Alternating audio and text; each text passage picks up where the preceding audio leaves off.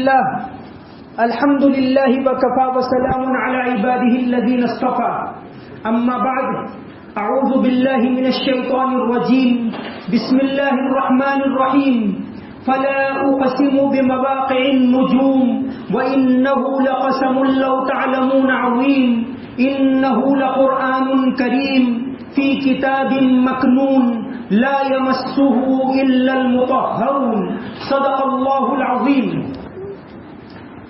درس قرآن جو ہم نے نہ بھلایا ہوتا، درس قرآن جو ہم نے نہ بھلایا ہوتا، یہ زمانہ نہ زمانے نے دکھایا ہوتا. محترم بھائیو، انتہائی برکت والی رات ہے. یہ ایسی رات ہے جس کے اندر اللہ تبارک و تعالی کی طرف سے خاص رحمتیں نازل ہوتی ہیں. ویسے شب قدر یہ رمضان کے آخری عشرے کی طاق راتوں میں ہوتی ہے، لیکن بہت سے صحابہ کرام جیسے حضرت ابی ابن کعب رضی اللہ عنہ، اسی طرح حضرت معاویہ رضی اللہ عنہ سے یہ بات بھی روایت میں آتی ہے کہ خاص طور سے یہ رات 27ویں رات ہوتی ہے، اور الحمدللہ کم از کم پورے ہندوستان، پاکستان، بنگلہ دیش کے اندر اس رات کو لوگ اللہ تبارک و تعالیٰ کی طرف متوجہ ہوتے ہیں. تو اس بابرکت رات میں میں اپنی بات کو اس سے شروع کروں گا. تیری آرزو ہے، تیری جستجو ہے، تیری آرزو ہے، تیری جستجو ہے، میری زندگی میں سدا تو ہی تو ہے، میری زندگی میں سدا تو ہی تو ہے. یہی مانگنا ہے کہ عزت یہی ہے، یہی مانگنا ہے کہ عزت یہی ہے. تیرے در کا سائل سدا سرخ رو ہے، تیرے در کا سائل سدا سرخ رو ہے. محترم بھائیو، ابھی آپ نے کلام پاک سنا. الحمدللہ بہت اچھے مخارج کے ساتھ بہت خوبصورت انداز میں تینوں حافظوں نے پڑھا. اللہ تبارک و تعالی پڑھنے والوں کو بھی اور سننے والوں کو بھی بہترین بدلہ عطا فرمائے، آمین.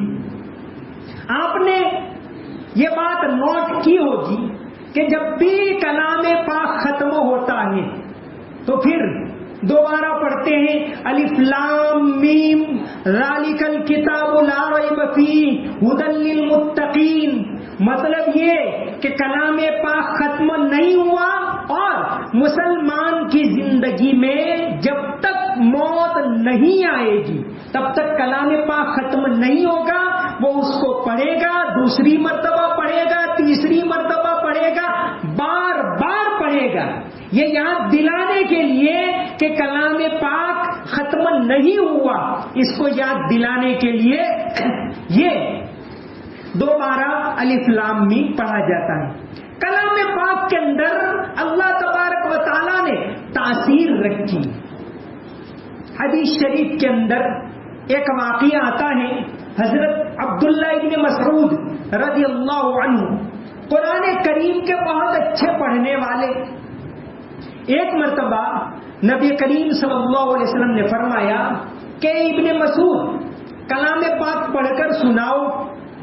حضرت ابن مسعود کو تعجب ہوا. عرض کیا حضور، کلام تو آپ کے اوپر اترا ہے اور ہم آپ کو سنائیں. فرمایا کہ سناؤ. حضرت عبداللہ ابن مسعود رضی اللہ عنہ قرآن پاک پڑھنے لگے. سورہ نساء شروع کی، یا ایھا الناس اتقوا ربکم الذی خلقکم من نفس واحدہ. پڑھتے گئے نبی کریم اور صحابہ کرام سن رہے، اور پڑھنے والے بہت عالی شان. حضرت عبداللہ ابن مسعود روایت کرتے ہیں کہ میں جب اس آیت کے اوپر پہنچا فَكَيْفَ إِذَا جِئْنَا مِنْ كُلِّ أُمَّةٍ بِشَهِيدٍ وَجِئْنَا بِكَ عَلَى هَؤُلَاءِ شَهِيدًا. تو نبی کریم صلی اللہ علیہ وسلم نے فرمایا حسبک یا ابن مسعود، بس کرو بس کرو. کہتے ہیں کہ جب میں نے گردن اٹھائی اور دیکھا تو نبی کریم صلی اللہ علیہ وسلم کی آنکھوں میں آنسو جاری تھے. یہ اللہ کے کلام کی تاثیر ہے. ایک اور واقعہ آتا ہے، ایک بہت بڑے شاعر اس زمانے کے لبید ابن ربیعہ، یہ ایسے چوٹی کے عربی کے شاعر تھے اس زمانے میں.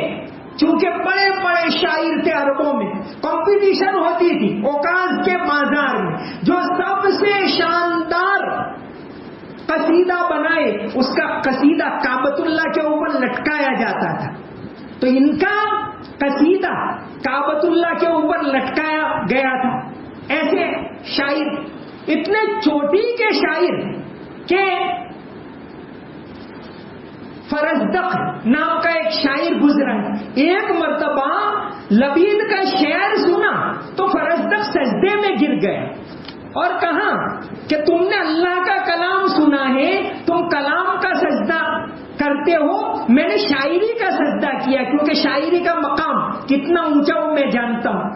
تو یہ لبید ابن ربیعہ، ان کا حدیث شریف پورے حدیث کے ذخیرے میں ایک شعر نبی کریم صلی اللہ علیہ وسلم نے ذکر کیا ہے کہ لبید نے کیا ہی اچھا شعر کہا، اللہ کل شیء ما خلا اللہ باطل. ان کا شعر نبی کریم صلی اللہ علیہ وسلم نے حدیث میں بھی کہا ہے. یہ لبید ابھی تو مسلمان نہیں ہوئے تھے، لیکن جب وہ کعبۃ اللہ کے اوپر انا اعطیناک الکوثر فصل لربک وانحر ان شانئک هو الابتر، یہ جب لٹکائی گئی یہ سورت تو لبید تعجب میں پڑ گیا کہ یہ کوئی انسان اتنا عالی شان کلام کہہ ہی نہیں سکتا. اپنا قصیدہ اتار لیے کہ اب میرا قصیدہ اس کے سامنے فخ پڑ جاتا ہے. تو کلام پاک کے اندر اللہ تبارک و تعالیٰ نے بڑی تاثیر رکھی ہے. ابو سفیان کے خسر عتبہ ابن ربیعہ، نبی کریم صلی اللہ علیہ وسلم نے جب دعوت کا کام شروع کیا اور بت پرستی کے خلاف آپ دعوت دینے لگے، بہت کوشش کی آپ کو روکنے کی، لیکن آپ اپنا کام کرتے جا رہے تھے، توحید کی دعوت دیتے جا رہے تھے. ایک مرتبہ سب نے مشورہ کیا کہ عتبہ ابن ربیعہ، ان کی پوزیشن بھی بہت ہے، یہ ابو سفیان رضی اللہ عنہ کے خسر تھے اور بڑے جانکار بھی تھے اور بڑا مقام رکھتے. کہاں ان کو بھیجو نبی کریم صلی اللہ علیہ وسلم کے پاس. ان کو بھیجا، انہوں نے آپ صلی اللہ علیہ وسلم کے پاس آ کر پیشکش کی کہ آپ چاہتے کیا ہو؟ اگر آپ مکہ کا سردار بننا چاہتے ہو ہم آپ کو سردار بنا دیں، لیکن آپ یہ کام چھوڑ دو، ہمارے بتوں کو برا بھلا کہنا چھوڑ دو. اگر آپ چاہتے ہو مال و دولت، کتنی دولت چاہیے آپ بتاؤ، ہم آپ کے قدموں میں رکھ دیں گے. اگر آپ کسی عورت سے شادی کرنا چاہتے ہو بتاؤ کس سے کرنا چاہتے ہو، ہم کروا دے، تیار ہیں. اور نعوذ باللہ اگر آپ کو کوئی جنون لگ گیا ہے، کوئی مینٹل بیماری ہے تو بتاؤ ہم آپ کا علاج کروائیں، لیکن یہ کام آپ چھوڑ دو. نبی کریم صلی اللہ علیہ وسلم ان کی باتیں سنتے گئے. پھر کہا عقد فرغت یا ابو الولید، اے ابو الولید، اے عتبہ تمہاری بات پوری ہو گئی؟ تو کہ ہاں پوری ہو گئی. آپ صلی اللہ علیہ وسلم نے کچھ نہیں کہا، شروع کیا حامیم تنزیل من الرحمن الرحیم کتاب فصلت آیاتہ قرآنا عربیا لقوم یعلمون. وہ تو حیرت میں پڑ گیا کہ یہ بات کر رہے ہیں وہ کوئی انسانی کلام ہو ہی نہیں سکتا. قرآن کریم کے جو الفاظ ہیں ظاہر میں تو سیدھے سادے معلوم ہوتے ہیں، لیکن اللہ تعالیٰ نے اس میں تاثیر رکھی. یہ چند آیتیں آپ صلی اللہ علیہ وسلم نے پڑھی تو وہ وہاں سے کھڑا ہو گیا، بس کرو. فَإِنْ أَعْرَضُوا فَقُلْ أَنذَرْتُكُمْ صَاعِقَةً مِثْلَ صَاعِقَةِ عَادٍ وَثَمُودَ. یہاں پہنچے تو کہا حضور بس کرو اور گیا. اور سب کو کہا کہ بھائی ان کا کام کرنے دو، یہ جو کلام کہہ رہے ہیں وہ کوئی انسانی کلام نہیں ہے. تو اللہ تعالیٰ نے قرآن پاک کے اندر ایک تاثیر رکھی. ابھی ہمارے زمانے کا واقعہ سنائے. علامہ اقبال کلام پاک سے بڑی محبت کرتے تھے. ان کے بیٹے جاوید اقبال جن کا ابھی بہت لمبی عمر پا کر 2015 میں انتقال ہوا، انہوں نے جو کتاب لکھی، اپنی آپ بیتی لکھی، اپنا گریباں چاک، اس میں ایک واقعہ لکھا کہ علامہ اقبال بڑے بڑے قاری لوگوں کو اپنے گھر پر بلاتے تھے لاہور میں، اور ان سے قرآن پاک سنتے تھے. ایک حجاز کے مکہ کے قاری صاحب ایک آئے تھے، وہ علامہ اقبال کے دوست تھے.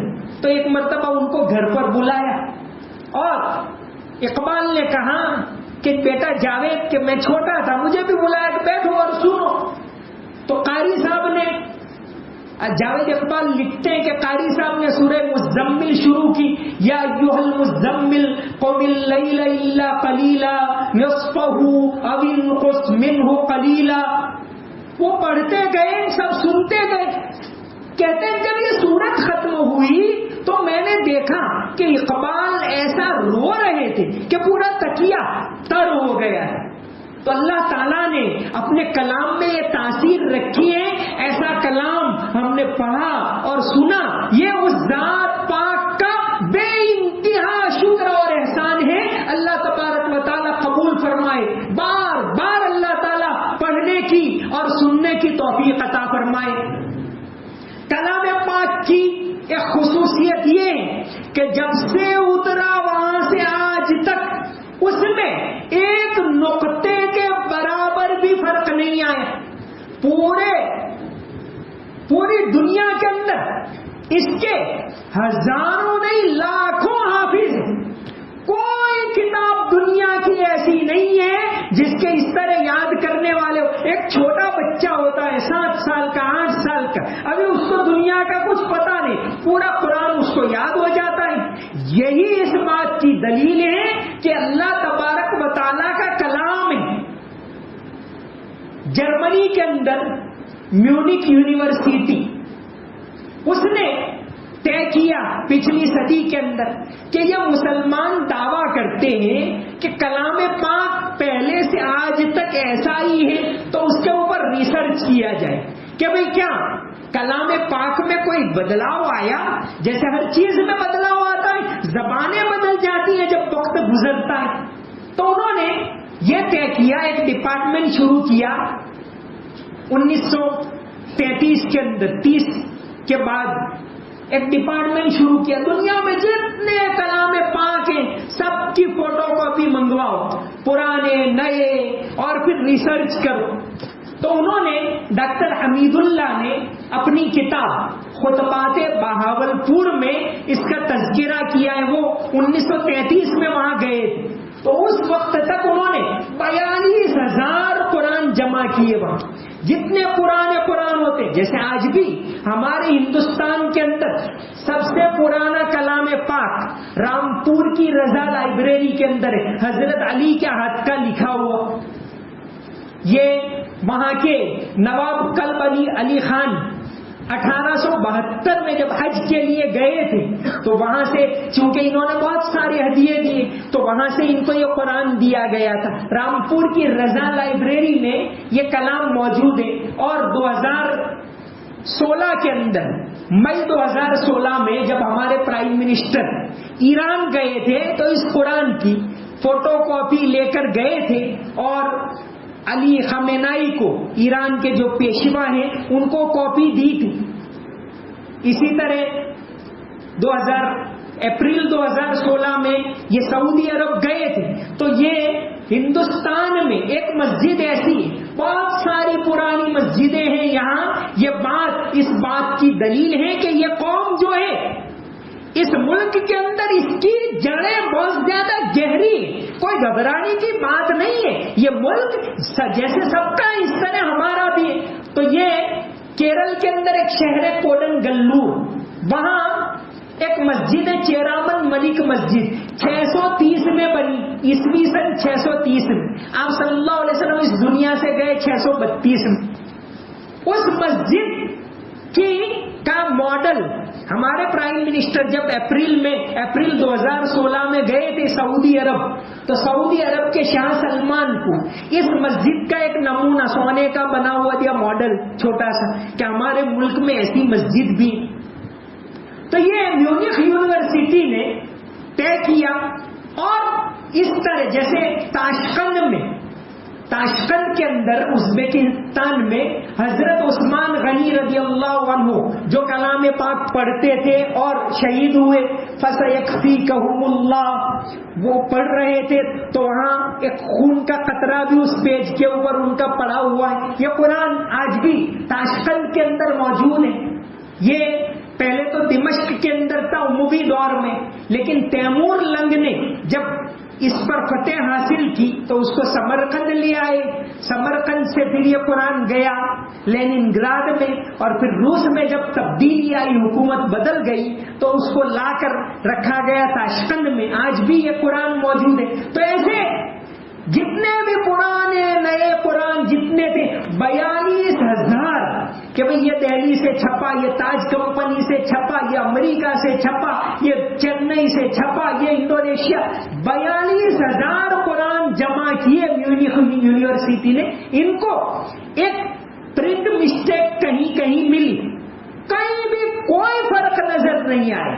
تو یہ اس بات کی دلیل ہے کہ یہ اللہ کا کلام ہے، اور ایسی عالی شان دولت مسلمان کے پاس ہے، یہ اللہ تبارک و تعالیٰ کی مہربانی ہے۔ دنیا کی کوئی کتاب ایسا دعویٰ نہیں کر سکتی کہ بھائی ہماری کتاب میں صدیوں تک ایک نقطے کے برابر فرق نہیں آیا۔ اور کتنے سارے کلام پاک کے حافظ پہلے سے آج تک ہے۔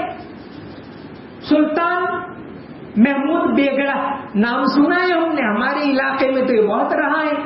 محمود بیگڑا ایک مرتبہ یہاں چاپانیر کے اندر اس طرح جیسے کلام پاک آج ختم ہوا، اس طرح کلام پاک ختم ہوا، اور بات کی وہاں کسی مقرر نے، محمود بیگڑا بھی وہاں موجود تھا۔ یہ میراث سکندری ایک کتاب ہے تاریخ کی، میراث سکندری، اس میں واقعہ ہے کہ محمود بیگڑا نے کہا کہ کاش میرا کوئی بیٹا بھی حافظ ہوتا۔ اس مجلس میں ان کا بیٹا بیٹھا ہوا تھا خلیل خان، یعنی جن کو ہم مظفر شاہ کے نام سے جانتے، جو گودرا میں ایک عرصے تک رہا مظفر شاہ۔ تو اس نے سن لیا، بروڑا چلا گیا اور قرآن یاد کرنے لگا۔ دوسرا سال جب آیا تو چاپانیر میں آیا، کہاں ابا اس سال میں تراویح پڑھاؤں گا۔ تو کہ تو کیسے پڑھائے گا؟ تو ان کے والد پہ آپ نے یہ کہا کاش ہمارے بیٹے میں ہماری اولاد میں کوئی حافظ ہوتا، تو مجھے یہ بات دل پر لگ گئی اور میں نے پورا قرآن یاد کر دیا۔ اس وقت محمود بیگڑا نے ایسی عالی شان دعوت کی تھی پورے شہر والوں کی، یہ کہ وہ لکھنے والے مورخ لکھتے ہیں کہ ایسی دعوت سارے مغلیہ دور میں بھی کہیں نہیں ملتی، ایسی دعوت کی تھی۔ تو یہ اللہ تبارک و تعالیٰ دیتے ہیں، لاکھوں حافظ ہوتے ہیں اس کی۔ سلطان اورنگزیب، ان کی بیٹی تھی زیب النساء۔ زیب النساء یہ مغلیہ دور میں ایک بہت بڑی جانکار قرآن کی حافظ۔ جب زیب النساء نے، یہ زیب النساء قرآن کی حافظ تھی، قرآن کی تفسیر لکھی ہے انہوں نے زیب التفاسیر کر کے، اور ان کی شاعری، فارسی شاعری بھی بہت مشہور ہے۔ ان کا واقعہ لکھا ہے کتابوں کے اندر۔ ان کا ایک میناکشی چندا رانا کر کے گجراتی میں لکھنے والی ہے، ان کی پوری شاعری کا گجراتی میں ترجمہ کیا۔ انہوں نے بھی یہ واقعہ لکھا ہے کہ جب یہ زیب النساء حافظ ہوئی تو اورنگزیب کو اتنی خوشی ہوئی کہ اس نے پورے لشکر کی دعوت کی، اور اس دن 30,000 اشرفیاں بانٹی، اور 2 دن سرکاری چھٹی کر دی تھی اورنگزیب نے۔ خیر، تو کلام پاک ایسی دولت ہے اللہ تعالیٰ کی۔ پہلے دن سے کلام پاک کے سب سے بڑے حافظ حضرت زید بن ثابت رضی اللہ عنہ، وہاں سے آج تک سینکڑوں حافظ اس کے، یہ اس بات کی دلیل ہے کہ اللہ تبارک و تعالیٰ کا کلام ہے، اور اتنی بڑی دولت جس قوم کے پاس ہے اور آج وہ قوم گھبرائے، خوف زدہ ہو، یہ ایسی کوئی بات ہے ہی نہیں۔ ہاں، موجودہ وقت کے اندر ہمیں کیا کرنا ہے اس کی ضرورت، اور اصل بات تو میں کلام پاک پر نہیں، آگے ہمیں کیا کرنا ہے اس کے اوپر میں انشاءاللہ بات کرنے والا ہوں۔ تو بہرحال سب سے پہلی بات یہ کہ کلام اللہ تبارک و تعالیٰ کی بہت بڑی نعمت ہے، اور ہم میں سے ہر ایک کو یہ طے کرنا چاہیے۔ یہاں ابھی اعلان ہوا، دوبارہ پڑھا گیا الف لام میم ذالک الکتاب لا ریب فیہ، اس بات کا اعلان ہوا کہ اے مسلمانوں، اس کلام کو چھوڑ مت دینا، یہ پورا نہیں ہوا، اس کو پڑھنا، دوسری مرتبہ پڑھنا، تیسری مرتبہ پڑھنا، بار بار پڑھنا۔ تو ہمارے پاس روزانہ ہر چیز کے لیے وقت ہوتا ہے، یہ موبائل کے لیے گھنٹوں کا وقت ہوتا ہے، بازار میں کھڑے رہنے کے لیے گھنٹوں کا وقت ہوتا ہے۔ تو ہر مسلمان کی ذمہ داری بنتی ہے روزانہ کچھ نہیں، 5 منٹ، صرف 5 منٹ اللہ کے کلام کے لیے نکالو، اس کو پڑھو، اس کو سمجھنے کی کوشش کرو۔ اللہ کے کلام کے اندر کلام پاک کیا کہتا ہے اس کی تفسیر مسجدوں کے اندر ہونی چاہیے کہ اللہ کا کلام ہے یہ، اللہ کا کلام ہمیں کیا کہہ رہا ہے، کیا سکھا رہا ہے، کیا سمجھا رہا ہے، اللہ تعالیٰ ہمیں کیا کہہ رہے ہیں، یہ جاننا چاہیے۔ مسجدوں کے اندر اس کی تفسیر ہونی چاہیے۔ جس شہر میں، جس گاؤں میں تفسیر نہیں ہوتی تو اس کو شروع کرنا چاہیے۔ تو بہرحال اللہ تبارک و تعالیٰ کی انتہائی بڑی رحمت ہوئی کہ اللہ نے ہم کو یہ کلام پڑھنے اور سننے کی توفیق عطا فرمائی۔ اللہ تبارک و تعالیٰ قبول فرمائے۔ محترم بھائیو، کرنے کے کام موجودہ وقت میں مثال دے کر سمجھاؤں۔ نبی کریم صلی اللہ علیہ وسلم جب ہجرت کر کے مدینہ گئے، مکہ میں تو آپ بہت زیادہ پریشان رہے۔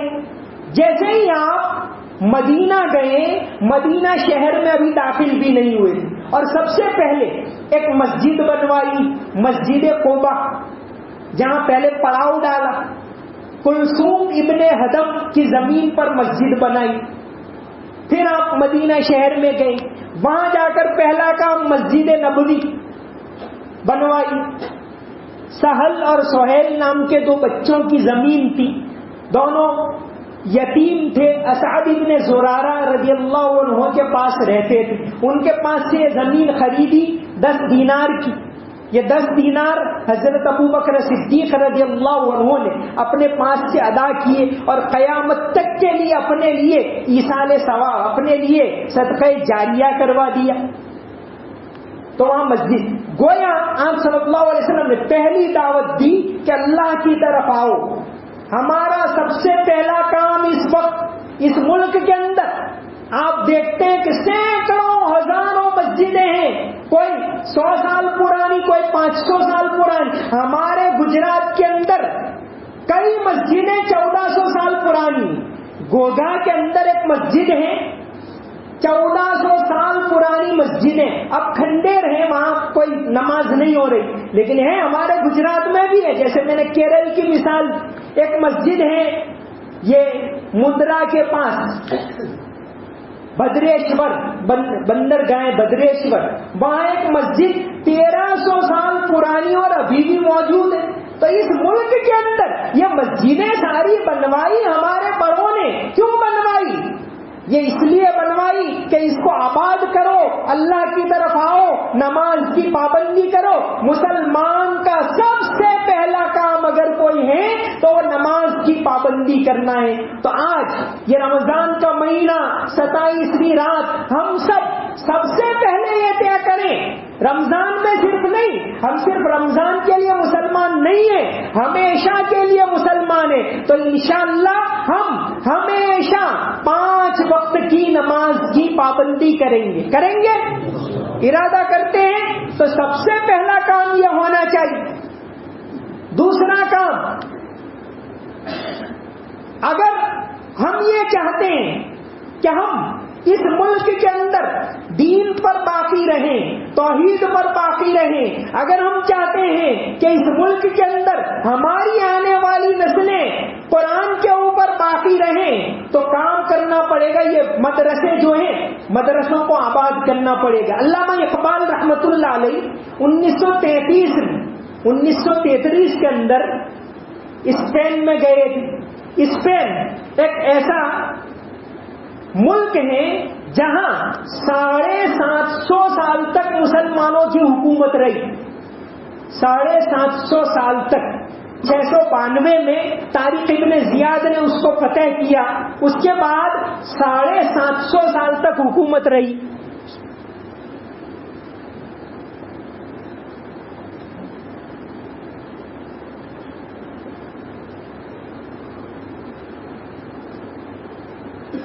لیکن اس کے بعد اس اسپین کے اندر یہ حالت آئی جب مسلمانوں کی حکومت ختم ہو گئی، رفتہ رفتہ جس ملک میں 750 سال تک حکومت رہی اس ملک کے اندر اب یہ نوبت ہے کہ 1% بھی مسلمان نہیں، 1% بھی نہیں۔ اور وجہ کیا؟ علامہ اقبال جب 1933 میں گئے، وہاں ایک بہت بڑی مسجد ہے اور اس کے ساتھ قلعہ ہے، جس کے سامنے یہ لال قلعہ بھی کچھ نہیں، ایسا قلعہ ہے قصر زہرا، اور اس کے ساتھ میں مسجد ہے۔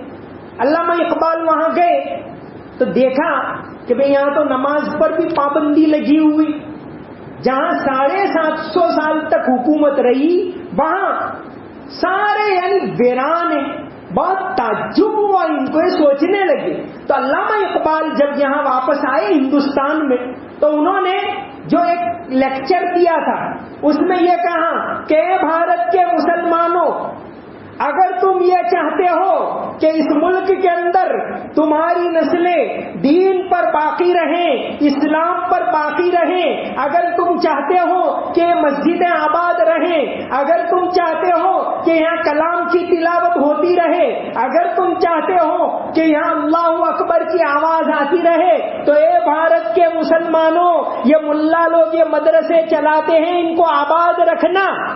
اگر ان مدرسوں کو تم نے آباد نہیں رکھا، یہ کس نے کہا؟ صدی کے ایک بہت بڑے فلسفر، ایک بہت بڑے اللہ والے، ایک بہت بڑے مسلمان مفکر نے کہا کہ اگر تم نے ان مدرسوں کو آباد نہیں رکھا تو یاد رکھنا اس ملک کی حالت وہی ہوگی جو میں اسپین میں دیکھ کر آیا۔ یہ علامہ اقبال نے کہا تھا۔ تو دوسرا ہمارا کام، پہلا کام مسجدوں کو آباد کرنا، دوسرا کام مدرسوں کو آباد کرنا۔ ارے جو بچے مدرسوں میں نہیں جاتے، میں کہتا ہوں کہ کمیٹی والوں کو اور دوسروں کو گشت کرنا چاہیے کہ بھئی بچوں کو کیوں نہیں بھیجتے؟ جس طرح ہم یہاں گشت کرتے ہیں بڑوں کے لیے، چھوٹے بچے اگر نہیں آتے ان کے لیے گشت کریں گے، ان کو مدرسوں میں لائیں گے، تو یہ بھی دین کا کام ہے۔ تو دوسرا ہمارا سب سے بڑا کام ہے کہ دینی تعلیم کو زندہ کرنا، دینی تعلیم کو عام کرنا۔ یہ مدرسے ہیں، اس میں بچوں کے اندر بیج بوئے جاتے ہیں توحید کے۔ اگر اس کے اندر توحید کے بیج بوئے گئے، دینداری کے بیج بوئے گئے، پھر وہ بچہ کہیں بھی جائے گا تو توحید پر رہے گا، دین پر رہے گا، وہ شرک سے متاثر نہیں ہوگا، وہ اور چیزوں سے متاثر نہیں ہوگا۔ کہ دوسرا کام۔ تیسرا کام ہمارا بہت بڑا، ماڈرن ایجوکیشن۔ کسی قوم کو آج کے زمانے میں کسی بھی قوم کو اگر طاقتور بننا ہے تو اس کے لیے ماڈرن ایجوکیشن یہ بہت ضروری ہے۔ اسکول بنانا، اسکول قائم کرنا، کالج تک ہمارے بچوں کو بھیجنا، ان کو ہمیں بھی ضرورت ہے اچھے ڈاکٹروں کی، ہمیں بھی ضرورت ہے اچھے وکیلوں کی، ہمیں بھی ضرورت ہے اچھے آفیسرز کی۔ وہ آفیسرز جو اللہ کا خوف رکھتے ہوں، ایسے ڈاکٹر جو اللہ کا خوف رکھ کے علاج کرتے ہوں، جو انسانیت کی خدمت کرتے ہوں، جو ایسے لوگوں کی ہمیں ضرورت ہے اور بہت زیادہ ضرورت ہے۔ تو پہلے نمبر پر مسجدوں کو آباد کرنا، دوسرے نمبر پر پر دینی تعلیم، تیسرے نمبر پر نئی تعلیم، ماڈرن ایجوکیشن، اس کے لیے اسکول قائم کرنا، کالج قائم کرنا، بچوں کو پڑھانا، بچوں کو آگے بڑھانا. اگر ہم چاہتے ہیں، یہ آج کے زمانے میں ایک ذریعہ ہے. کسی قوم کو اگر دنیا کے اندر اپنا سر اونچا رکھ کے جینا ہے تو اس کے لیے ضروری ہے کہ اس کے پاس اچھے پڑھے لکھے اعلیٰ ڈگری والے لوگ ہوں. یہ بہت زیادہ ضروری ہے. تو تیسرا، آج کے حالات کے اندر تیسرا جو بہت بڑا کام ہے کہ اپنی اولاد کو نئی تعلیم دلاؤ اور اونچی سے اونچی تعلیم دلاؤ. ان کو یعنی یہ دوسری چیزوں سے نکالو، ان کو گپ شپ سے نکالو، ان کو موبائل سے دور کرو، ان کو ایجوکیشن کی طرف راغب کرو، ان کو پڑھاؤ، ان کو آگے بڑھاؤ. اگر ہم یہ چاہتے ہیں کہ اس ملک کے اندر ہماری آنے والی نسلیں سر اونچا کر کے جیے، تو یہ تیسرا ہمارا کام ہے کہ نئی تعلیم کے اندر، ماڈرن ایجوکیشن کے اندر ہمارے بچے آگے بڑھیں، خوب ترقی کریں، خوب پڑھیں، خوب پڑھیں، خوب ریسرچ کریں، اعلیٰ سے اعلیٰ کالج تک جائیں. یہ کام آج کے مسلمانوں کو کرنا ہوگا اور کرنا ہی ہوگا، بالکل لازم ہے، ضروری ہے، کمپلسری ہے. تو یہ تیسرا کام. چوتھا کام، مال اللہ تبارک و تعالیٰ کی نعمت. آج ہمارا مال ضائع ہو رہا ہے، شادیوں کے پیچھے بے تحاشا خرچ ہوتا ہے، دوسرے کاموں میں. یہ مال اللہ کی نعمت ہے، اس کی حفاظت کرو. تو چوتھا ہمارا کام یہ ہے کہ ہمارے جو بھی بچے، جو نوجوان ہیں، ان کو اچھے سے اچھے روزگار کے اوپر لگاؤ، بزنس کے اندر لگاؤ، نوکری کے اندر لگاؤ. جہاں بھی ان کو نئی نئی اسکل سکھاؤ، ان کو نئی نئی چیزیں سکھاؤ تاکہ روزگار کے دروازے کھلے. روزگار حاصل کرنا یہ منع نہیں ہے دین اسلام کے اندر. ارے آپ وضو کرتے ہیں، اس کے اندر بھی دعا سکھائی، اللہم اغفر لی ذنبی ووسع لی فی داری وبارک لی فی رزقی. غلط طریقے سے کمانا یہ برا ہے، ورنہ مال حاصل کرنا برا نہیں ہے. تو یہ مال تو اللہ تبارک و تعالیٰ کی بہت بڑی نعمت ہے. لیکن کل قیامت کے دن جو 5 بنیادی سوال ہوں گے، اس میں سے 2 سوال تو مال کے بارے میں ہوں گے. مال کہاں سے کمایا اور دوسرا کہاں خرچ کیا. تو مال کمانے میں بھی مسلمان پابند ہے، خرچ کرنے میں بھی پابند ہے. تو مال کو ایک تو کمائیں، حاصل کریں. یہ دنیا میں یہ ذریعہ ہے ترقی کا. اللہ تعالیٰ نے اس دنیا کو اسباب کے اوپر رکھا ہے، لیکن حلال طریقے سے کمائیں. آپ کی تجارت ایسی ہو کہ کوئی غیر مسلم مثال دے کہ اگر دھوکہ نہیں دیتا تو فلاں آدمی نہیں دیتا، اس کی دکان کے اوپر جاؤ. ملاوٹ نہیں کرتا تو فلاں آدمی نہیں کرتا، اس کے پاس سے خریدو. یہ مثال دے. نبی کریم صلی اللہ علیہ وسلم نے فرمایا، التاجر الصدوق الامین مع النبیین والصدیقین والشہداء. قیامت کے دن سچا امانت دار تاجر نبیوں کے ساتھ، صدیقوں کے ساتھ اور شہیدوں کے ساتھ ہوگا. آپ دیکھیے ہمارے اس ملک میں ہی جو بڑے بڑے صوفی گزرے، بمبئی میں آپ دیکھتے ہیں علامہ حاجی علی. علامہ حاجی علی کیا تھے؟ ایک بہت بڑے، وہ تو پیر تھے، اس میں کوئی شک نہیں، اللہ والے تھے، نیک تھے، بڑے تھے، لیکن یہ بہت بڑے بزنس مین تھے. امپورٹ اور ایکسپورٹ کا ان کا بہت بڑا بزنس تھا. احمد آباد کے اندر ایک مسجد ہے، بابا لولوئی مسجد. لولو کہتے ہیں موتی کو. ایک بڑے پیر صاحب تھے، لیکن ان کا بزنس کیا تھا؟ ان کا کاروبار تھا یہ موتیوں کا ایکسپورٹ اور امپورٹ کرنا. تو یہ بڑے بڑے صوفی لوگ ہوتے تھے. ہماری ایک تاریخ ہے، تجارت ہمارے قبضے میں تھی، بزنس ہمارے قبضے میں تھا، تو سب چیزیں ہمارے قبضے میں تھی. اللہ تعالیٰ نے دنیا کو اسباب کے اوپر رکھا ہے. تو مال ایک تو صحیح طریقے سے کمانا، دوسری طرف یہ مال برباد ہو رہا ہے. ایک میں مثال دوں آپ کو. 2011 میں لاسٹ میں ہندوستان میں بستی گنتی ہوئی. بستی گنتی کے جب آنکڑے آئے، پھر اس کو الگ الگ طریقے سے انالیسس کرتے ہیں کہ بھئی کتنے لوگ، کتنے مرد ہیں، کتنی عورتیں ہیں، کتنے پڑھے لکھے ہیں، کتنے ان پڑھ ہیں، کتنے کچے مکان میں رہے، کتنے، اس کے یعنی سینکڑوں طرح کے انالیسس ہوتے ہیں، کیونکہ میں نے خود نے بھی اس میں اندر کام کیا ہے. تو یہ اس کا ایک آنکڑا، اس میں اکثر آنکڑوں میں مسلمان پیچھے، ایجوکیشن میں مسلمان جن کو ہم لوگ او بی سی کہتے ہیں اس سے بھی پیچھے، اور پر ڈے انکم میں بھی مسلمان پیچھے، بہت ساری چیزوں میں پیچھے. 2 چیزوں میں ہم نے دیکھا کہ مسلمان اس میں آگے تھے. ایک، جیل میں کتنے لوگ ہیں تو 31% مسلمان. خیر اس کے پیچھے بہت سارے اسباب ہو سکتے ہیں، سب کچھ ہو سکتے ہیں. ایک تو میں ایک حقیقت بتا رہا ہوں. دوسرا، بہت شرم کی بات جس کو کہہ سکتے کہ 2011 کے آنکڑے جو 2016 میں آئے، اس میں ملک میں، یہ ذرا دکھ کی بات ہے لیکن کہنی پڑتی، بھیک مانگنے والوں میں سب سے زیادہ مسلمانوں کی تعداد. جو دینے والا، آج اس ملک کے اندر یہ حالت ہے کہ وہ ہاتھ پھیلانے والا بن گیا. تو مال اللہ کی نعمت ہے، اس کی حفاظت کرو، اس کو اڑاؤ مت، یہ آنے والی نسلوں کو کام آئے گا. اگر ہم یہ چاہتے ہیں کہ اس ملک کے اندر ہماری نسلیں توحید کے اوپر باقی رہیں، عقائد کے اوپر باقی رہیں، قرآن کے اوپر باقی رہیں، تو مالی لائن سے بھی ہمیں محنت کرنے کی ضرورت ہے. تو آج کا یہ ہمارا چوتھا پوائنٹ، اس کو برابر نوٹ کر لینا. پہلا بتایا کہ توحید کے اوپر آ جاؤ، مسجدوں کو آباد کرو، نماز کے پابند بن جاؤ.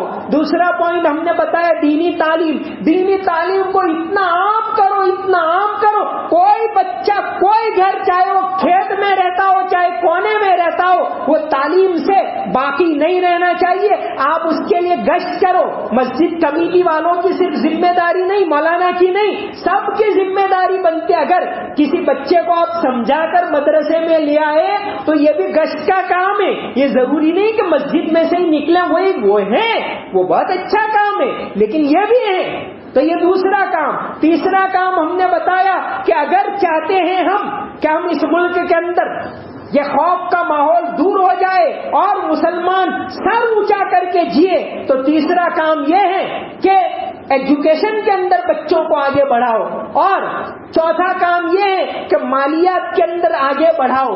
جو بھی روزگار کے دروازے اس کو کھولو، ہر جگہ اپنی اولاد کو بھیجو، ان کو نئی نئی اسکل سکھاؤ، اس کے پروگرام کرو کہ بھئی نئی نئی کہاں کون سی چیزیں ہیں، کہاں کیسے بچوں کو بڑھایا جا سکتے.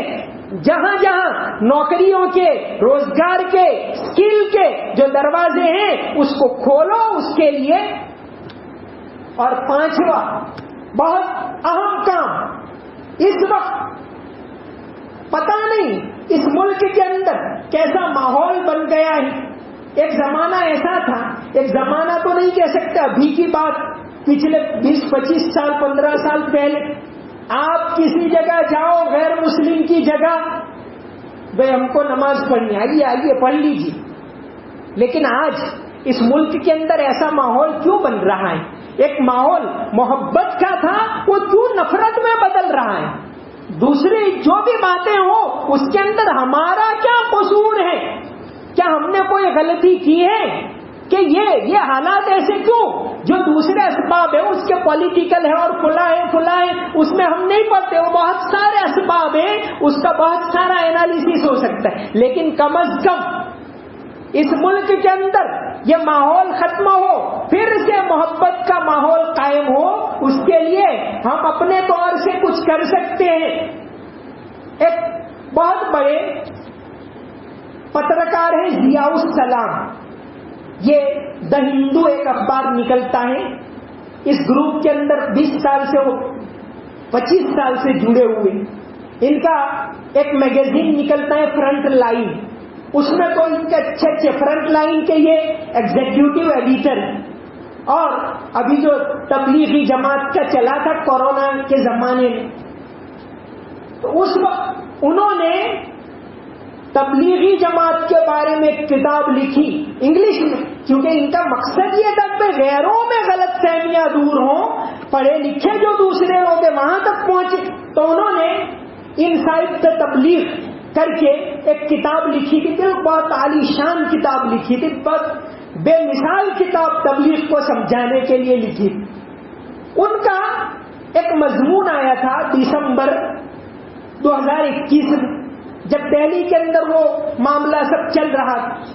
تو آج بھی میں جو کہنا یہ چاہتا ہوں، آج بھی اس ملک کے اندر بہت سارے غیر مسلم ایسے ہیں جو انسانیت نواز، ایسے لوگوں تک پہنچنے کی ضرورت ہے. تو ضیاء السلام صاحب نے لکھا دسمبر 2021 کے اندر وہ ایک کلام پاک جو یعنی اس کا وہ نکل گیا تھا فرنٹ پیج، اس کی پٹھا نکل گیا تھا، وہ لے کر گئے اور دہلی کے اندر ایک علاقے میں گئے. ایک غیر مسلم بائنڈر تھا، اس کے پاس لے کر گئے کہ بھائی صاحب یہ بائنڈنگ کروانا ہے ہم. تو انہوں نے ضیاء السلام نے لکھا کہ جیسے ہی میں لے کے گیا کہ کیا ہے تو قرآن ہے. تو وہ غیر مسلم تھا، ٹیبل کے اوپر میلا کپڑا تھا، وہ بائنڈنگ کر رہے تھے، ایک طرف ہنومان کی مورتی پڑی ہوئی. تو انہوں نے سب سے پہلے ٹیبل پر سے میلا کپڑا ہٹایا، ایک اچھا کپڑا رکھا صاف، پھر اپنے ہاتھ پہنچے اور کہا لائی، لے کر دیکھا انہوں نے اور کہا کہ بھئی کب دو گے؟ تو کہ اتوار کو لے جانا. کتنے پیسے؟ تو کہہ رہے بھائی یہ تو دھرم کی کتاب ہے، اس کے کوئی پیسے ہوتے ہوں گے. تو ضیاء السلام نے کہا میں نے فورس کیا نہیں کہ پیسے تو لینے ہی پڑیں گے. تو کہ نہیں لوں گا میں، اس کے میں نہیں لے سکتا، ایسا کہا انہوں نے. خیر مطلب انہوں نے یہ مثال دی کہ اس وقت بھی اس ملک کے اندر ایسے لوگ موجود، ایسے لوگوں سے ملنا جلنا، غلط فہمیوں کو دور کرنا، کم از کم اتنا تو ہم کر سکتے ہیں. یہ گجرات ہمارا ایک زمانے میں قومی اتحاد کے اندر اس کی مثال رہی. آپ دیکھیں ابھی جو میں نے وہ مسجد کی مثال دی بدریشور کے اندر، یہ مسجد ایک غیر مسلم تاجر تھا اس زمانے کا بہت بڑا جگڑوشا، چونکہ بدریشور کے اندر بڑی تعداد کے اندر عرب تاجر آتے تھے. اس زمانے میں عربوں کی تجارت دنیا میں ایک نام تھا، تو بڑی تعداد میں عرب تاجر آتے تھے. تو جگڑو شاہ نے جو جین تھا ان تاجروں کے لیے ایک مسجد بنوائی تھی، آج بھی بدریشور کے اندر موجود ہے.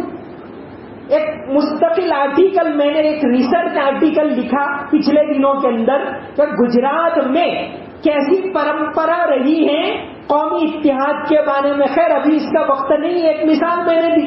تو اس ملک کے اندر غلط فہمیاں دور کرنا یہ بہت زیادہ ضروری.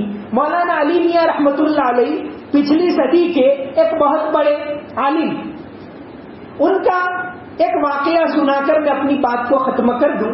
مولانا علی میاں رحمۃ اللہ علیہ کا ایک واقعہ، جب حضرت مولانا عبداللہ کاکوت روی صاحب اس دنیا سے چلے گئے اور ان کا جو تعزیتی پروگرام تھا اکتوبر 2018 میں ترکیشور کے اندر، وہاں مولانا بلال حسنی آئے ہوئے تھے جن کو ابھی ابھی ندوۃ العلماء کا ناظم بنایا گیا. انہوں نے ایک واقعہ سنایا کہ مولانا علی میاں رحمۃ اللہ علیہ ایک مرتبہ ٹرین میں جا رہے. اب مولانا کا کام یہی تھا کہ کوئی غیر مسلم ہو ان سے باتیں کریں، ان کی غلط فہمیاں ہو تو دور کریں. تو مولانا جا رہے تھے ٹرین میں، کچھ نوجوان بھی تھے، مولانا کے ساتھ مولانا عبداللہ حسنی تھے ایسا بتایا انہوں نے، اور باتیں ہوتی رہی. جب سونے کا وقت آیا تو ایک غیر مسلم عورت، ایک بوڑھی عورت آئی اور کہا کہ بھئی میری سیٹ یہاں اوپر کی طرف ہے، میں اوپر چڑھ نہیں پاؤں گی، ہمارے ہسبینڈ ہے وہ بھی کمزور ہے، تم نوجوانوں میں سے کوئی ہم کو نیچے کی سیٹ دے دو اور تم اوپر چلے جاؤ. تو سب ایک دوسرے کے سامنے دیکھنے لگے. مولانا بلال حسنی نے فرمایا کہ اس وقت مولانا علی میاں نے کہا کہ اماں جی آپ ہماری سیٹ لے لیجئے، میں وہاں چلا جاؤں. تو وہ بڑھیا اپنا سامان لینے کے لیے گئی. اس وقت مولانا عبداللہ حسنی نے کہا کہ حضرت آپ کو خود کو تو پاؤں میں تکلیف ہے گاؤٹ کی، وہاں کی تکلیف، آپ کیسے اوپر چڑھ سکو گی؟ تو مولانا علی میاں نے کہا کہ عبداللہ، اسلامی اخلاق دکھانے کے ایسے موقع بار بار نہیں ملتے. تو کہنے کا مطلب یہ ہے کہ اس وقت اس بات کی بھی ضرورت ہے کہ اس ملک میں سے غلط فہمیاں دور ہوں، دوسروں کے ساتھ اپنے روابط کو بڑھائیں، آئیں جائیں. وہ بیمار ہیں تو ان کی بیمار کرسی کریں. یہ غلط فہمیاں دور کرنے کا بہت بڑا ذریعہ ہے. خیر، بات بہت لمبی ہو رہی ہے. کہنے کا مطلب یہ ہے کہ اللہ تبارک و تعالیٰ کا انتہائی بڑا کرم ہوا، احسان ہوا کہ اس نے ہمیں اپنا کلام پڑھنے کی اور سننے کی توفیق عطا فرمائی. بار بار اللہ تبارک و تعالیٰ توفیق عطا فرمائے. اور امید یہ ہے کہ جو 5 پوائنٹ کی میں نے بات کی اس کو بھی انشاءاللہ یہاں کے لوگ یاد رکھیں گے اور اس کو عمل کے اندر لانے کی کوشش کریں گے. اللہ تبارک و تعالیٰ ہم سب کو عمل کی توفیق عطا فرمائے، کلام پاک کی عظمت نصیب فرمائے. اللہ تبارک و تعالیٰ بار بار پڑھنے کی توفیق عطا فرمائے. اللہ تعالیٰ اس ملک کے اندر امن و امان، عافیت کی ہواؤں کو چلائے. اللہ تعالیٰ ملک سے نفرت کے ماحول کو دور کر کے محبت کے ماحول کو عام فرمائے. وما علینا الا البلاغ المبین.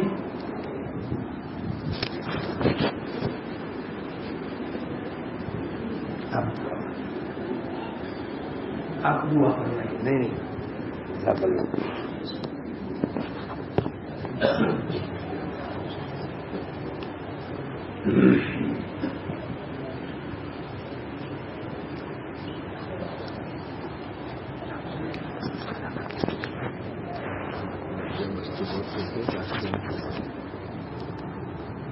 ایک ضروری اعلان ہے.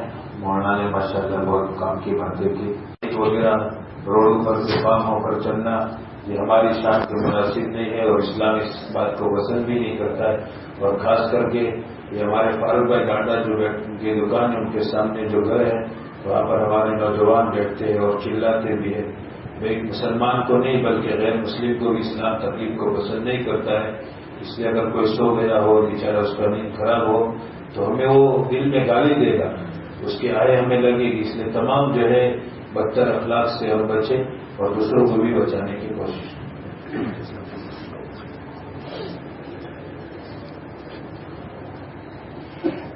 بسم اللہ الرحمن الرحیم.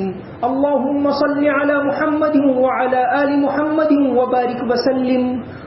اللهم آنس وحشتنا في قبورنا. اللهم ارحمنا بالقرآن العظيم. اللهم ارحمنا بالقرآن العظيم. اللهم ارحمنا بالقرآن العظيم واجعله لنا إماما ونورا وهدى ورحمة. اللهم ذكرنا منه ما نسينا وعلمنا منه ما جهلنا وارزقنا تلاوته آناء الليل وآناء النهار واجعله لنا حجة يا رب العالمين. ربنا آتنا في الدنيا حسنة وفي الآخرة حسنة وقنا عذاب النار. ربنا لا تجعلنا فتنة للقوم الظالمين ونجنا برحمتك من القوم الكافرين. اللهم اغفر لنا ولوالدينا ولمشايخنا ولأساتذتنا ولأقاربنا ولأحبابنا ولمن له حق علينا ولمن أوصانا بالدعاء. واغفر اللهم لجميع المؤمنين والمؤمنات والمسلمين والمسلمات الأحياء منهم والأموات إنك سميع قريب مجيب الدعوات. اللهم إنك عفو تحب العفو فاعف عنا. اللهم إنك عفو تحب العفو فاعف عنا. اللهم إنك عفو تحب العفو فاعف عنا.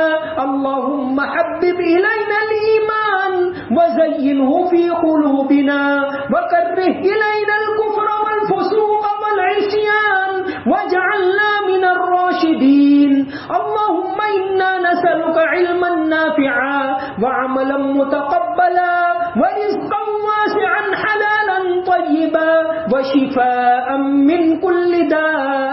اللهم إنا نعوذ بك من عذاب القبر ونعوذ بك من عذاب الحريق الحشر ونعوذ بك من الفتن ما ظهر منها وما بطن ونعوذ بك من فتنة المسيح الدجال ونعوذ بك من فتنة المحيا والممات. یا اللہ تیرا کلام پڑھا گیا سنا گیا، یا اللہ تو نے پڑھنے کی توفیق عطا فرمائی، سننے کی توفیق عطا فرمائی. یا اللہ تیرا بہت بڑا کرم ہے، تیرا بہت بڑا احسان ہے کہ تو نے اس مبارک مہینے کے اندر تیرے گھر میں کلام پاک پڑھنے کی اور سننے کی توفیق عطا فرمائی. یا اللہ تیرا بڑا کرم ہے، بہت بڑا احسان ہے. یا اللہ ہمارے پڑھنے کو قبول فرما، یا اللہ سننے کو قبول فرما. یا اللہ اس کے اندر جو کچھ کوتاہیاں ہوئی اس کی تعظیم میں جو کوتاہی ہوئی اپنے فضل و کرم سے معاف فرما. یا اللہ ہمیں بار بار پڑھنے کی توفیق عطا فرما. یا اللہ ہمیں کلام پاک کی محبت نصیب فرما، ہمارے دلوں کے اندر اس کی محبت اتار دے، ہماری رگ رگ میں کلام پاک کی محبت نصیب فرما. یا اللہ کلام پاک کو پڑھنے کی توفیق عطا فرما، اس کے پیغام کو سمجھنے کی توفیق عطا فرما، اس پر عمل کرنے کی توفیق عطا فرما. یا اللہ اس کے پیغام کو عام کرنے کی توفیق عطا فرما. یا اللہ تمام مسجدوں کی حفاظت فرما، مدرسوں کی حفاظت فرما. یا اللہ مسجدوں کو آباد فرما. یا اللہ یہ مسجدیں کسی نے یا اللہ اس لیے بنائی، تیرے بندوں نے اس لیے بنائی کہ اس کو آباد کیا جائے. یا اللہ تمام مسجدوں کو آباد فرما، تمام مدرسوں کو آباد فرما. یا اللہ یہ برکت والی رات ہے، یا اللہ تو نے اپنے فضل و کرم سے ہمیں رمضان کا مہینہ عطا فرمایا. یا اللہ برکت والی راتیں عطا فرمائی. یا اللہ رمضان کے مہینے میں تو بے شمار لوگوں کی مغفرت کرتا ہے. یا اللہ ہمیں معاف فرما، ہمارے گناہوں کو معاف فرما، ہماری غلطیوں کو معاف فرما، ہمارے قصوروں کو معاف فرما. یا اللہ ہماری تمام غلطیوں کو معاف فرما. یا اللہ تو نے رمضان کا مہینہ عطا کیا. یا اللہ اس مہینے کے بارے میں تو حضرت جبریل علیہ السلام نے بد دعا کی کہ یہ رمضان کا مہینہ پائے اور جس کی مغفرت نہ ہو اس کی ہلاکت ہو، اور تیرے حبیب صلی اللہ علیہ وسلم نے آمین کہا. یا اللہ تو ہماری مغفرت کر دے. یا اللہ ہماری مغفرت فرما، ہمارے گناہوں کو معاف فرما. یا اللہ ہمیں گناہوں سے پاک صاف فرما. یا اللہ رمضان کے بعد بھی تیری عبادت کرنے کی توفیق عطا فرما، سچائی والی زندگی نصیب فرما، حیا والی زندگی نصیب فرما، امانت داری والی زندگی نصیب فرما. یا اللہ تندرستی عطا فرما. یا اللہ ہر طرح کی جسمانی تندرستی عطا فرما، روحانی تندرستی عطا فرما. یا اللہ ہمیں کسی کا محتاج نہ بنا. یا اللہ عافیت کے ساتھ تیری عبادت کرنے کی توفیق عطا فرما. یا اللہ اس ملک کے اندر محبت کے ماحول کو عام فرما. یا اللہ ملک میں محبت کے ماحول کو عام فرما، نفرت کے ماحول کو ختم فرما. یا اللہ محبت کے ماحول کو زندہ فرما، مل جل کر رہنے کی توفیق عطا فرما. یا اللہ مل جل کر رہنے کی توفیق عطا فرما. یا اللہ اس ملک کے اندر قیامت تک اللہ اکبر کی آواز کو بلند فرما. یا اللہ قیامت تک اس ملک کے اندر کلام پاک کی تعلیم کو زندہ فرما. یا اللہ قیامت تک اس ملک میں کلام پاک کی تعلیم کو زندہ فرما. ملک کی تمام مسجدوں کو یا اللہ قیامت تک آباد فرما. تمام مسجدوں کی حفاظت فرما، مدرسوں کی حفاظت فرما، حرمین شریفین کی حفاظت فرما.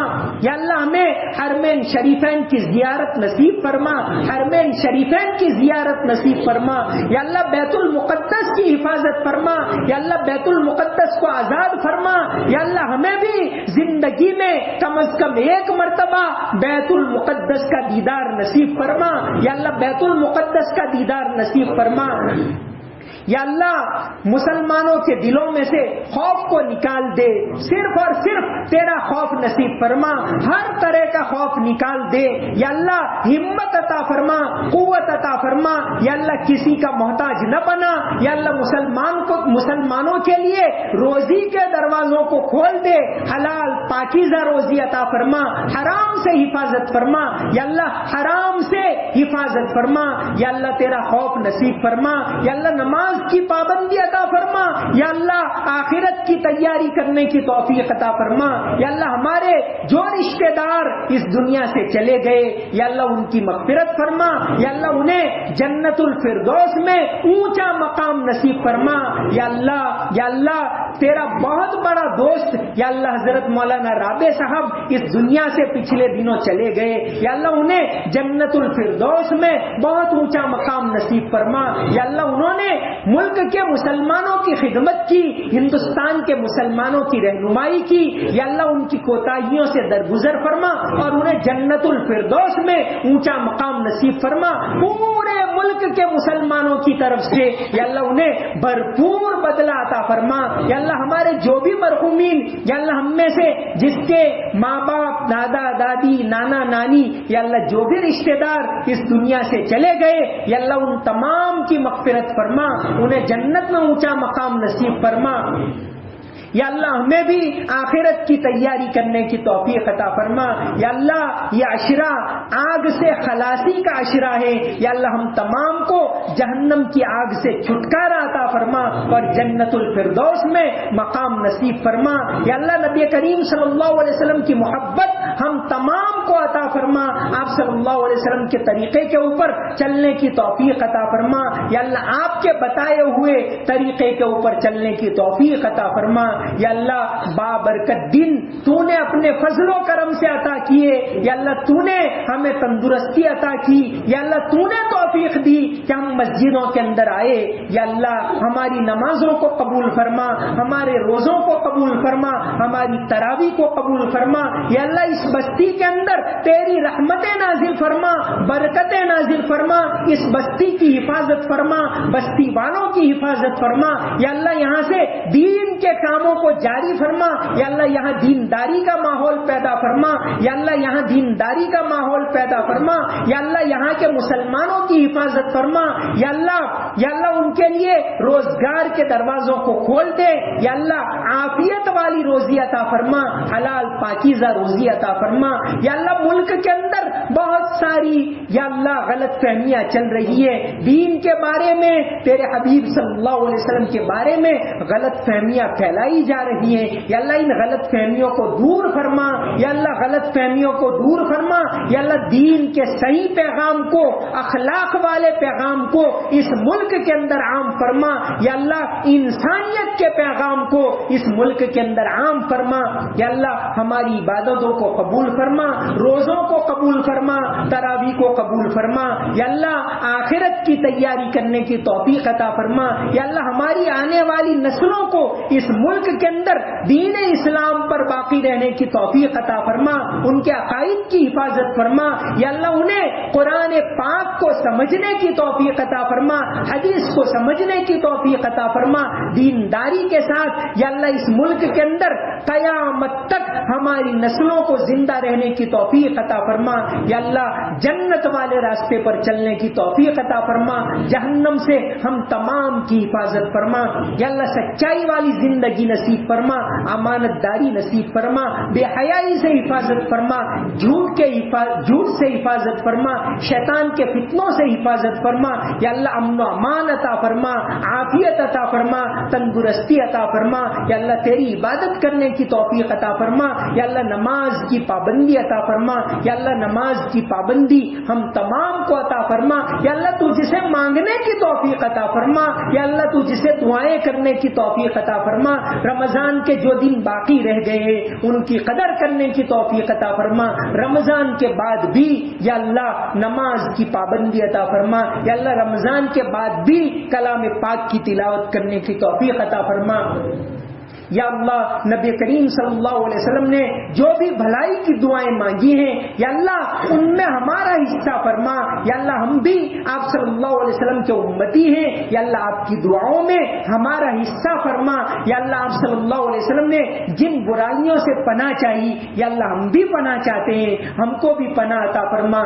ان اللہ و ملائکتہ یصلون علی النبی یا ایھا الذین آمنوا صلوا علیہ وسلموا تسلیما، اللہم صل على محمد وعلى آل محمد وبارك وسلم. سمعنا وأطعنا غفرانك ربنا وإليك المصير برحمتك يا أرحم الراحمين.